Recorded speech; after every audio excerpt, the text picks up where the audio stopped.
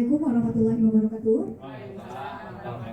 Yang pertama sekali puji syukur kehadiran Allah di mana diskusi visi dan prakarsa perubahan sekolah ya pertama ditawari dengan pembukaan, kemudian doa, kemudian sambutan dari kepala sekolah sekaligus CGP, kemudian pengantar dari praktik, yang kelima materi dan diskusi, kemudian adalah refleksi dan ya untuk dan tujuan dari kegiatan ini, kemudian merumuskan kalimat rumpah, ketiga mengidentifikasi perilaku yang mencerminkan visi, kemudian yang diskusi inisiatif perubahan, yang kelima adalah penutup. Yang untuk materi dan diskusi ini akan dipimpin oleh CGP Hebat Serda visi gitu ya. Visi itu adalah target masa depan.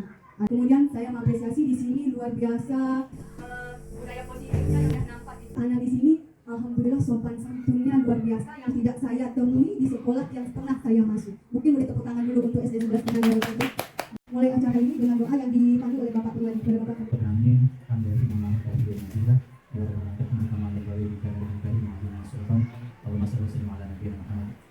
kita masuki acara. Assalamualaikum warahmatullahi wabarakatuh. Alhamdulillah ya di antara nabi Islam alhamdulillah pada ini kita berikan kepada tanpa saya di sini yang saya hormati rekan saya, adik saya, ibu Selita yang ada pada hari ini, diminta hadir saya yang hari ini datang untuk telah mengadakan visi positif yang baik ya, berada dalam dimensi Papua dan Pancasila yang terlihat pada anak kita. Itu selama ini tahunya bagaimana kita menghormati orang-orang kampung yang datang ke mana, kemudian hormat kepada orang tua itu kita tanam terlebih dahulu pada anak kita. Karena untuk membentuk karakter anak itu dari sejak ini ya, dari sejak ini hingga nanti kalau dewasa itu akan terbiasa nantinya. Alhamdulillah itu diskusi, ini ada kesepakatan kita dalam diskusi kita. Yang pertama itu saya kan Bapak Ibu akan saya tanggapinya ya. Kemudian yang kedua katakan jika ingin bertanya atau menanggapi. Kemudian yang ketiga saling menghargai jika berpendapat. Di sini kita harus saling menghargai jika pendapat teman itu kalau betul pasangan harus mengeluarkan kita suka kepada teman kita ya, meluruskan. Kemudian yang keempat izin jika ingin meninggalkan ruangan. Terima kasih Bapak Ibu telah memperhatikan kesepakatan kita untuk diskusi nantinya. Oke, untuk kita melihat sekilas puisi dari Insinyur Soekarno. Mudah-mudahan dapat dipahami Bapak Ibu ya. Jika aku berdiri di pantai Belit, aku mendengar lautan Hindia. Next tampilan selanjutnya ada pertanyaan pemantik buat Bapak dan Ibu. Yang pertama, bagaimana perasaan Bapak Ibu setelah mendengarkan puisi Aku Melihat Indonesia? Dan yang kedua, apa yang bergelora dari diri Bapak dan Ibu? Coba siapa bisa menanggapi? Silakan. Oke, Bu Nunung. Setelah mendengarkan puisi tadi, yang dapat saya dapat adalah semangat, Bu. Semangat bahwa apa yang kita lakukan di sekeliling kita itu merupakan semangat buat diri kita menjadi siapa kita sebenarnya. Indonesia yang sebenarnya itu yang kayak gimana. Nah, semangat itulah yang kembali muncul dan mudah-mudahan bisa terus dipupuk ke depannya. Oke, terima kasih Bu. Ya.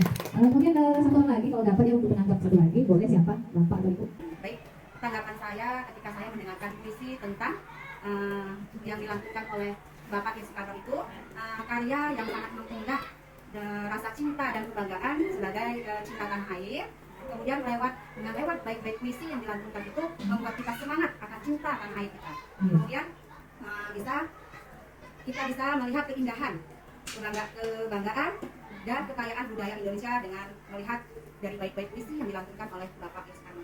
Hanya itu yang dapat saya berikan. Lebih dan kurang saya mohon maaf. Assalamualaikum warahmatullahi wabarakatuh. Waalaikumsalam. Puisi tadi semuanya bagus-bagus, semuanya menanggapi dengan benar ya Bapak Ibu. Ini adalah kesimpulan mungkin dari puisi yang kita dengar tadi, puisi yang sangat inspiratif dan penuh makna ya yang dilakukan oleh Insinyur Soekarno tadi. Kemudian puisi ini tidak hanya sekedar mengungkapkan keindahan Indonesia yang beraneka ragam, itu dari baik agamanya, adat budaya, bahasa, suku, tetapi juga mengadakan kita yang membaca atau pendengarnya itu ya, kita yang sebagai pendengar dari puisi yang dibaca tadi untuk lebih mencintai, menghargai dan berkontribusi bagi kemajuan bangsa kita yang tertaruh dalam negara kesatuan Indonesia.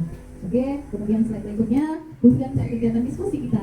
Yang pertama, Bapak Ibu dapat mengidentifikasikan dan menganalisis visi sekolah yang berpihak kepada murid sesuai dengan profil pelajar Pancasila saat ini ya Bu, Bapak. Kemudian yang kedua, mengembangkan program yang sesuai dengan visi yang dibuat nantinya ya.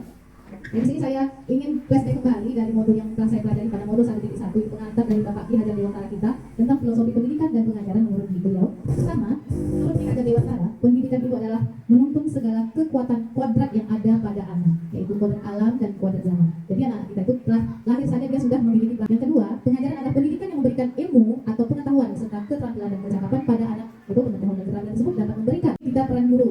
Menurut Ki Hajar Dewantara, kita sebagai pendidik ini sangat besar sekali perannya Bapak Ibu. Beriman, tentunya anak-anak kita itu memiliki kepercayaan kepada Tuhan berkarakter, dengan nilai moral yang seperti kejujuran, integritas, ya, rasa hormat dia kepada orang yang lebih tua dan saling menghargai kepada sesama.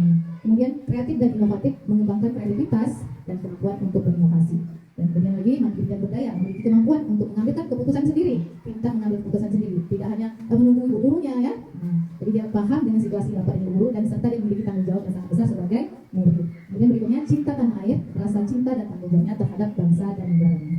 Oke, setiap pembelajaran itu punya makna yang tersendiri Bapak Ibu. Makanya kita sebagai pendidik itu hendaknya kita memberikan metode-metode yang terbaik untuk anak didik kita.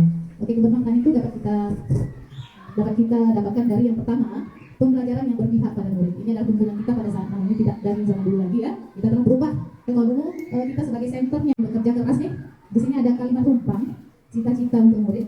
Ada 6 kalimat dari Bapak Ibu ya. Ini nanti saya serahkan Bapak Ibu. Saya berikan oleh Bapak Ibu dengan sticky notes-nya sekali ya. Nanti kalau untuk pertama kita semua di depan gitu ya. Saya beri yang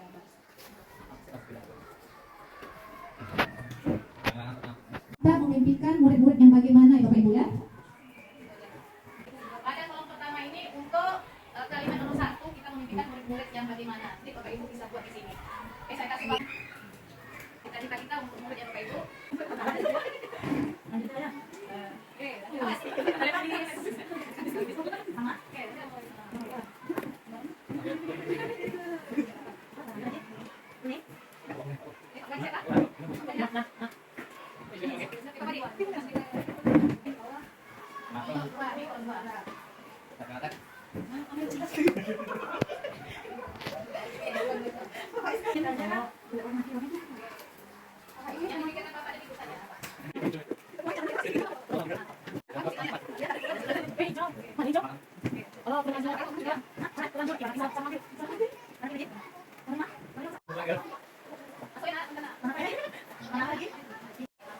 Kemudian semangat dalam belajar, kemudian berpikir kita harus belajar Bapak dan Ibu dalam memenuhi kebutuhan pada program. Yang kedua, kita percaya bahwa murid, kita percaya bahwa murid memiliki semua adalah rangkuman dari hadapan Bapak dan Ibu. Berkarakter, kreatif, bersemangat belajar, berjiwa sosial dan berkontribusi positif bagi masyarakat. Yang kedua tadi, kita percaya bahwa murid adalah generasi penerus bangsa, aset yang sangat berharga, pembelajaran sepanjang hayat dan calon pemimpin masa depan. Kemudian yang ketiga, di sekolah kita mengutamakan pembelajaran yang bermakna, pengembangan karakter, kreativitas dan inovasi serta kerjasama dan bertanggung jawab. Tadi sudah kita lihat ya, banyak yang menyangkut-nyangkut juga ya, begitu ya. Murid di sekolah kita ini sadar betul bahwa pendidikan adalah kunci masa depan. Kemudian kerja keras dan disiplin sebuah kebutuhan, nilai moral, etika, pentingnya menghargai pendapat dan bekerja sama serta menghadapi dunia yang semakin meningkat, teknologi yang semakin meningkat. Yang kelima, kita warga di sekolah ini yakin untuk bekerja sama ya, bersama, berkolaborasi ya, menciptakan lingkungan belajar yang positif, mendorong setiap murid mencapai potensi yang terbaik, membangun karakter kuat, mempersiapkan generasi penerus yang berkualitas. Kemudian kita dari warga di sekolah ini paham bahwa kolaborasi dan komunikasi baik penting untuk kesuksesan bersama-sama. Kita masuk dengan visi dan misi SD sekolah kita ya Bapak Ibu, yang telah kita buat kemarin berdasarkan kolaborasi kita, diskusi kita bersama-sama Bapak Komite ya, kemudian juga berkoordinasi kepada Bapak Komite. Dengan visi satuan pendidikan sesuai dengan tujuan pendidikan nasional. Ini ada ya. Yang kedua, merupakan tujuan yang akan dicapai dalam kurun waktu tertentu. Kita lihat pertama 1 semester, kemudian kelompok satuan pendidikan. Ini ada satuan dalam kajian FKP kita. Kemudian yang keempat ada peningkatan. Oke, di sini ada pertanyaan pemantik Bapak Ibu. Yang pertama, apakah visi sekolah kita selama ini sudah selaras dengan cita-cita kita untuk murid Bapak Ibu? Siapa bisa berikan data? Oke, coba Pak Ibu dulu. Mengenai visi sekolah kita ya. Iya. Sepertinya memang sudah selaras Ibu ya. Yang dari apa namanya kreativitas dari peserta didik itu. Iya. Sepertinya itu saja. Oke, baik Mas, terima kasih Bu Mas. Turunan. Kita melihat saat ini visi yang kita buat sangatlah baik, berjalan dengan baik, apa yang kita inginkan seperti karakter anak maupun dari pihak pemerintah. Oke, baik Bu. Tentunya murid yang berilmu cakup IT sesuai dengan profil pelajar Pancasila. Tentunya sesuai dengan dimensi-dimensi yang ada pada profil Pancasila ya Bapak Ibu. Kemudian sini ada prakarsa perubahan. Prakarsa perubahannya yang saya ingin tingkatkan itu memotivasi belajar siswa melalui pemanfaatan teknologi yang dimana telah saya lakukan dan saya terapkan beberapa kali di sekolah kita itu pada kelas tinggi Bapak Ibu ya. Saya juga bekerja sama dengan rekan saya, guru saya, ibu asalnya mendorong anak untuk pemanfaatan teknologi menggunakan program ya Bapak Ibu. Di sini ada gunakan pendekatan kerja. D itu buat pertanyaan utama, define. Ini kita untuk merumuskan visi tadi ya. Kemudian kolom ini adalah yang B ya. Buat pertanyaan utama. Bapak Ibu bisa melihat di sana yang sebelah pojok kiri itu adalah indikator dari bagian Bapak Ibu ya. Yang kita lihat kolom yang pertengahan itu pertanyaan. Apa yang yang harus saya lakukan untuk meningkatkan motivasi siswa melalui pemanfaatan teknologi? Jawabannya, yang pertama, saya melakukan kolaborasi dengan rekan guru saya. Yang kedua, mencari literatur dan referensi tentang praktik baik cara meningkatkan motivasi siswa melalui pemanfaatan teknologi. Kemudian ketiga, mensosialisasikan kepada warga sekolah. Poin 1, 2, 3 sudah saya lakukan, ya. Kita berkolaborasi bersama-sama dengan Bapak Ibu guru. Kemudian saya mencari literatur dan memberikan praktik baiknya Bapak Ibu melalui kompel kita, ya. Kemudian kita sosialisasikan kepada orang tua, Bapak Komite dan Bapak Pengawas kita kemarin hadir, ya Bapak Ibu, ya. Yang berikutnya, yang A, ambil pelajaran, discover. Oke, kita lihat yang pertanyaan. Nah, setelah itu indikatornya. Pertanyaan pertama, siapa guru di sekolah yang sering melaksanakan pembelajaran menggunakan teknologi? Kemudian aktivitas apa saja yang dilakukan untuk meningkatkan motivasi bagi siswa melalui pemanfaatan teknologi? 3, situasi apa yang dapat kita lihat dalam program untuk meningkatkan motivasi bagi siswa melalui pemanfaatan teknologi? Oke, sebenarnya kita lihat. Yang pertama yang kita lakukan mendata pengalaman yang ada di sekolah. Wawancara kepada rekan guru yang lama, ya, murid, komite dan wali murid. Ini tentunya kita adakan diskusi atau rapat kemarin, ya. Apakah di sini telah mengadakan pemanfaatan teknologi itu? Ternyata belum ada, karena dulu kita tidak memiliki alat-alat komputer atau media-media untuk dokumentasi yang berkaitan dengan belajar siswa tentang pemanfaatan teknologi. Yang ketiga, saling tukar pikiran bersama kepala sekolah dan guru kegiatan belajar yang memanfaatkan teknologi. Ini selalu kami lakukan pada saat kompel dan rapat, ya. Sesuai rencana itu adalah laporan kompel yang kita lakukan untuk 1 tahun ke depan. Dan di situ kita masukkan juga ada pengenalan IT dengan pengenalan Google, kemudian terakhir AIBK. Kemudian yang kedua, perlunya penjaringan murid yang berbakat IT dengan kegiatan pengoperasian cepat Chromebook. Di sini kadang anak-anak kita karena terlalu asik bermain, ya, setelah melaksanakan ujian mereka ingin nonton yang Ya, yang selama ini sudah kita terapkan di kelas 6 itu, kemudian Ibu Lia juga sudah memberikan sepertinya materi-materi ya pada anak kita, jadi anak kita tuh bisa menggunakan satu Google Form, ya, untuk mengerjakan soal-soalnya sudah bisa, kemudian menggunakan Google Drive, ya, kemudian menggunakan kemarin itu ada satu lagi Jamboard, ya, menggunakan Jamboard, ya, itu kemarin, iya, ya, itu ada sudah 3 jenis yang bisa anak kelas 6 itu gunakan. Sepertinya sudah mulai mengerti, ya Bu, ya, dan terima kasih untuk Ibu PGP sekali kepala sekolah yang sepertinya sangat luar biasa untuk khususnya buat pendidikan IT di anak kelas 6. Terima kasih. Jabarkan rencana. Di sini ada pertanyaan juga bagaimana mempersiapkan murid dalam meningkatkan motivasi belajar melalui pemanfaatan teknologi. Kemudian berapa lama waktunya? Di sini juga ada yang dijelaskan di belakangnya melalui program kita. Kemudian sini atur eksekusi. Kita lihat di sini ada eksekusi yang pertama bagaimana teknisnya, ini pertanyaannya. Kemudian kapan pelaksanaannya? Yang ketiga siapa monitoring? Siapa saja yang terlibat di dalamnya dan apa-apa saja indikator keberhasilan? Kemudian berapa lama waktunya? Kemudian bagaimana kepada Ibu Asania dan Bapak izin kemarin, ya. Kemudian 2, melaksanakan kegiatan mulai dari yang sederhana. Yang sederhana itu pengenalan dulu. Bagaimana cara menghidup dan mematikan dan cara memasukkan akun, ya. Oke, yang ketiga kegiatan ini kita pantau. Saya memantau sendiri apakah anak itu sudah berhasil atau tidak. Kemudian keempat, kegiatan ini kita libatkan unsur-unsur seperti komite, ya. Tidak hanya di lingkungan sekolah, tapi kita mengajak bapak pengawas, melihat anak-anak, ya. Kemudian juga dengan bapak komite wali murid, ya. Kemudian kelima, memfasilitasi pengembangan diri murid keterlibatan. Kesimpulan dari hasil-hasil yang saya paparkan, kemudian ada kesimpulan dengan mengintegrasikan aspek ilmu pengetahuan, teknologi dan nilai-nilai Pancasila kepada murid sesuai dengan penerapan dari profil pelajar Pancasila dan, ya, kita bersiap untuk berkontribusi positif untuk masyarakat. Tentunya tidak lepas dari intinya dan tuntutan dari Bapak Ibu sebagai pendidik sesuai dengan filosofi Ki-Hajar Dewantara. Mungkin hanya sampai di situ yang saya dapat sampaikan. Lebih dan kurang saya mohon maaf.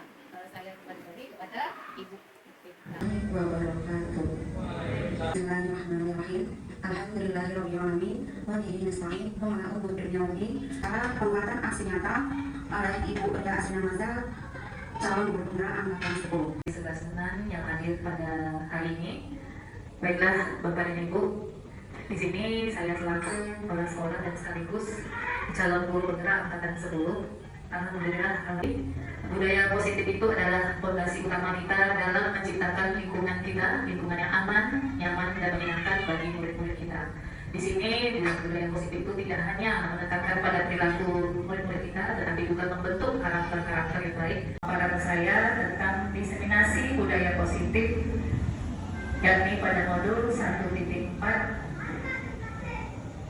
Diseminasi budaya positif ini, yang pertama meningkatkan pemahaman dan pengetahuan tentang budaya positif di lingkungan sekolah kita. Yang kedua, terbentuknya kesepakatan kelas maupun keyakinan kelas karena ada motivasi intrinsik dari murid. Karena kesepakatan atau keyakinan ini kita harus berkolaborasi, berdiskusi dengan murid kita terlebih dahulu dan memberikan kesempatan pada murid kita untuk memberikan apa-apa saja yang termasuk dengan kesepakatan yang harus disepakati di dalam kelas. Dan perubahan paradigma stimulus respon dari teori kontrol, misalkan kita mengontrol seseorang. Di sini ada stimulus respon dan teori kontrol yang dapat kita lihat. Yang pertama, sikap positif yang kita harapkan pada anak adalah mengacu dan berperilaku dengan nilai-nilai kebajikan universal dan memiliki motivasi intrinsik dari dalamnya, bukan ekstrinsik, dan tentunya berkualitas. Ada 5 kebutuhan dasar manusia. Yang pertama itu bertahan hidup, yang kedua kasih sayang, kebebasan, kesenangan, penguasaan. Ini adalah 5 keputusan dasar dari manusia apabila mereka melakukan tindakan-tindakan di luar dari budaya positif tadi. Ya, itu dijelaskan asal kamu terlambat apa yang terjadi, seharusnya kamu begini, dia mengasihkan solusi pada anak tersebut. Itu adalah posisi manajer. Jadi kita sebagai guru, jika anak membuat kesalahan atau tindakan yang tidak baik, agar Bapak Ibu guru menerapkan posisi Pemahaman ibu tadi itu mengenai budaya positif ya, yang ibu paparkan tadi itu sangat membantu ya, terutama untuk meningkatkan proses belajar mengajar di kelas ya. Kemudian dapat membantu dalam peningkatan karakter peserta didik. Implementasinya itu dapat berupa kegiatan-kegiatan yang baik di kelas, itu berupa kesepakatan kelas. Misalnya contoh pembiasaan senyum, salam sapa, kemudian pembiasaan saling membantu, gotong royong, kemudian ada sikap menghargai perbedaan, kemudian ada kolaborasi kerjasama yang baik. Itu hal-hal tersebut itu tumbuh dari dalam diri anak itu sendiri dan bukan merupakan paksaan dari kita selaku guru ya yang mengajar di sebuah kelas. Mungkin hanya itu tanggapan yang dapat saya berikan. Terima kasih kepada ibu. Saya tanyakan bagaimana tindakan kita melaksanakan segitiga restitusi jika ada anak berbuat kesalahan. Saya tanyakan bagaimana tindakan kita melaksanakan segitiga restitusi jika ada anak berbuat kesalahan. Baik, sudah saya tanyakan. Apa tindakan konkret yang dapat kita lakukan untuk menjaga suasana positif dan energi yang baik di lingkungan sekolah kita? Yang pertama tentunya komunikasi terbuka dan efektif di sekolah kita, itu terutama berkomunikasi. Yang kedua selalu melakukan kolaborasi, ya kolaborasi di sekolah kita. Kemudian pengaktifan komunitas belajar kita di sekolah. Nah itu lebih bagus ya Bapak Ibu ya, disitulah kita membuka apa-apa saja inovasi-inovasi pelajaran yang berpihak tentunya kepada murid-murid kita. Yang keempat kemudian melatih keterlibatan emosional kita, emosional sosial kita. Di sana kita dapat bisa berpendapat ya, bagaimana kita dapat menerima pendapat orang lain, saling menghargai. Di situ kita melatih sosial emosional kita.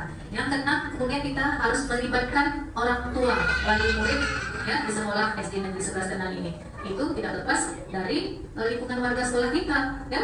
Wali murid itu adalah warga sekolah kita. Itu hal yang harus kita jaga tadi silaturahminya agar tidak ya nanti kalau misalnya wali murid kita nanti menyimpang apa itu kan tidak tempatnya. Jadi kalau kita lingkungan kita ini lebih akrab ya, melibatkan orang tua, wali murid, komite dan masyarakat di sekitarnya, itu lebih baik lagi dalam menegakkan disiplin positif kita. Mungkin itu yang jawaban dari pertanyaan dari Pak Purwadi ya Ibu. Kemudian yang kedua, bagaimana tindakan kita dalam melaksanakan segitiga restitusi ya jika anak berbuat salah. Ini dia Bapak Ibu. Yang pertama kita stabilkan identitasnya. Ya, kita stabilkan identitasnya dengan memberikan pertanyaan. Tetapi pertanyaan ini ya membantu anak agar tetap tenang, nyaman saat kita tanyakan. Ya, jangan kita emosi ya, tidak boleh. Kemudian yang kedua, validasi tindakan yang salah. Ya, apa yang dilakukan anak itu tentu memiliki alasan. Ya, alasannya. Tadi mungkin ada 5 kebutuhan dasarnya yang tidak terpenuhi. Ya, mungkin dia mencuri itu karena apa? Ya, kemudian nanti kita jelaskan, kita nasihatkan. Itu adalah tindakan yang tidak baik. Kemudian yang ketiga, menanyakan keyakinan. Ya, apakah itu bertentangan dengan keyakinan di dalam kelas yang telah disepakati, yang telah disepakati kita bersama. Anak merasa oh iya ya Bu, di dalam keyakinan itu kita tidak boleh gini Bu, kita harus gini. Jadi dia flashback kembali apa yang telah dia lakukan. Oke anak, alhamdulillah pada hari ini kita berkesempatan untuk membuat keyakinan kesepakatan kelas. Ibu mau kamu menuangkan pendapat kamu pada kertas yang disediakan ya. Nih, ya. Ngerti anak? Oke, yang pertama peraturan kita yang pertama. Ya. Oke. Kamu bisa menuangkan pendapat kamu apa saja aturan-aturan yang ada di dalam kelas. Coba tuliskan di sana. Ya.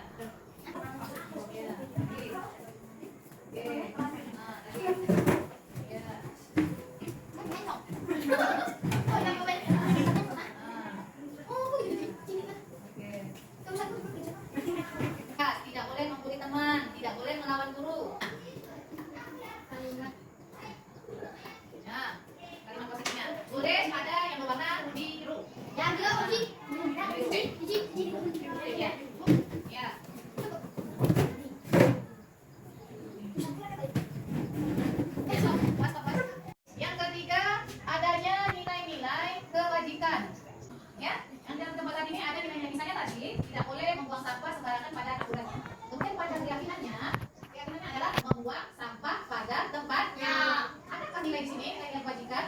universal? Ada. Ya, apa nilai-nilainya? Iya, kebersihan. Sekarang kamu buat apa yang kamu buat tadi? Ada nggak nilai kebajikan? Coba buat, Grace. Aku mana?